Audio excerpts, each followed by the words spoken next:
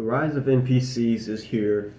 Critical thinking is dead, and it's sad to see. And we're in a very interesting moment in history where critical thinking and thinking for yourself and making informing thoughts by yourself is almost impossible to do. With social media, the internet, the way we're able to connect with people, and every opinion we hear every single day from the news, from social media, from everywhere. It's really hard to form our own opinions and to critically think about things. If you ever get into an argument with someone, or you've seen these videos, right, on social media where these people are, you know, parading or walking and marching for something they believe in. And then someone comes up and asks them about, why do you believe in this? Or they question their beliefs. The people don't even know what they're rioting for or what they're standing for. They just do it because, oh, they see this video on the internet and it gets them emotional inside. They can't critically think for themselves. Critically thinking for yourself and forming your own opinions is, like I said, it's dead. It's really hard to do nowadays. And social media pushes this a lot and is a big problem because social media pushes narrow perspectives. What does that mean? It means that it doesn't allow any other opinions in. Let me give you an example. So everyone on social media is saying this, this, and this, and everyone just agrees with it. I'm not going to get into like specifics. And then someone else comes out and says, what about this? And it might sound outlandish, and it might be wrong. It might be a wrong opinion. But the idea to just shun him out and not even listen to it because, oh, it's not what everyone else is saying is not good. Because it's good to take in other opinions to challenge your own. It might sound outlandish. It might sound whack. It might sound crazy. But take it as valid and contest it with your own opinions and see if your opinions stand true. Because if your opinion is really right, then these opinions wouldn't compare to yours, right? Another reason I feel like news does this and politics does this a lot, where it polarizes viewpoints. Not only are we very narrow in where outside opinions don't matter, we're very polarized, especially in politics, religion, a bunch of things, right? Sensitive topics. It's polarized views, whether you agree with this or you agree with that. There's no in between, which is dumb because life isn't white and black. It is a lot of gray. It's a lot of gray in the middle. It's mostly gray. But for some reason in politics, in religion, and even the red pill community, it's either you're on this end or on this end, right? And that's just not how life works.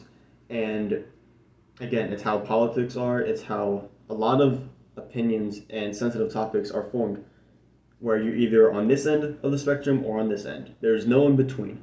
You have to be on one side or the other, right? So if you're in the red pill community, let me try to give you an example.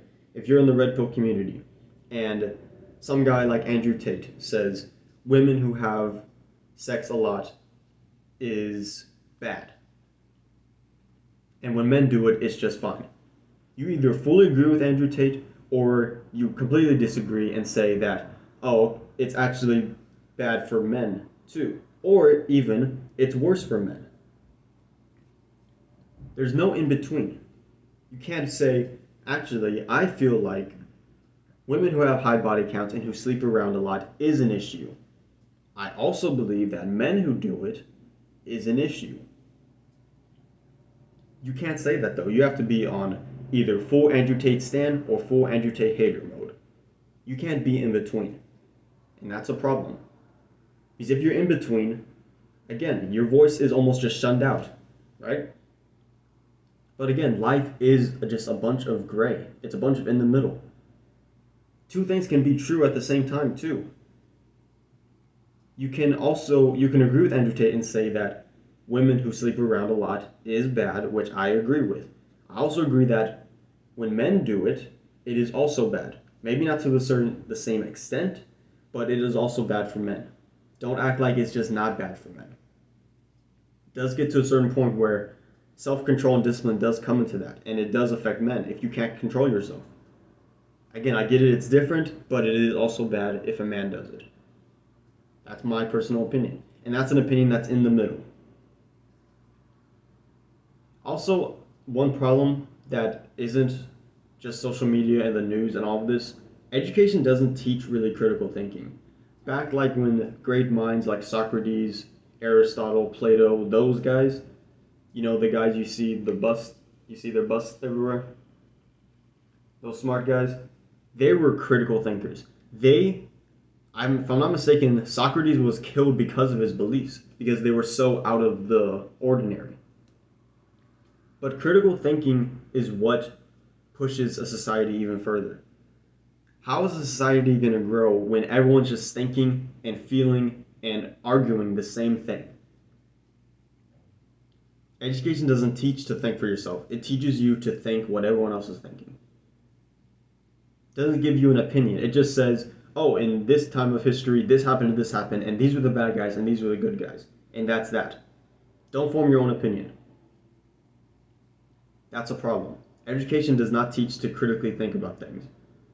Education doesn't teach a lot of things. And that could be a whole nother video I can get into. But that's one of them, for sure. Education does not teach you how to critically think for yourself. It teaches you how to follow. It teaches you how to be a sheep. Another thing that I want to touch on is not only have we gone into the technology and education part of why critical thinking is dead, but this is one thing I want to touch on. So I'm trying to form my thoughts together. If you want to truly help yourself critically think, start doing this. When you hear a viewpoint that opposes yours, so let's say you believe that the sky is blue. I'm sure you do, right? Next time you hear someone say the sky is green, which I don't think you will, but this is for the example. Next time someone says the sky is green, take their viewpoint as if they know something you don't. Make it as valid, no matter how outlandish it seems. Try to understand their viewpoint. And once you try to understand it and you come to the conclusion that your stand and viewpoint is better or makes more sense, then try to explain it to them. You truly don't know anything until you're able to explain it to someone. So someone can say, I know about fitness and I know how to get into shape. I know the best diet. And someone asks you how to explain it to them and you can't even explain it to them. It's all in your head. Then you really don't know about fitness and you don't know about dieting. Next time someone challenges your viewpoint, take it as if they actually know something and try to understand it as best as you can. Don't be defensive and just try to be right in an argument. That's wrong. If you really want to critically think and make your own opinions, this is something that could really help you. Take their viewpoint as if they know something you don't. Because we're all humans and we all have mistakes. We all have past. We all have a history. Everyone's history is different. Their life experience is different. They might know something that you don't. So take their opinion as valid and challenge it against yours. And again, once you come to a conclusion of which one is right, which again, both could be right too, then try to explain it. Try to explain your viewpoint, whether it's a new viewpoint, an adapted viewpoint. Try to explain it and talk it out. Because if you cannot explain it, you really don't know what you're talking about. It's been your boy Hercules. Hope this video helped. Peace.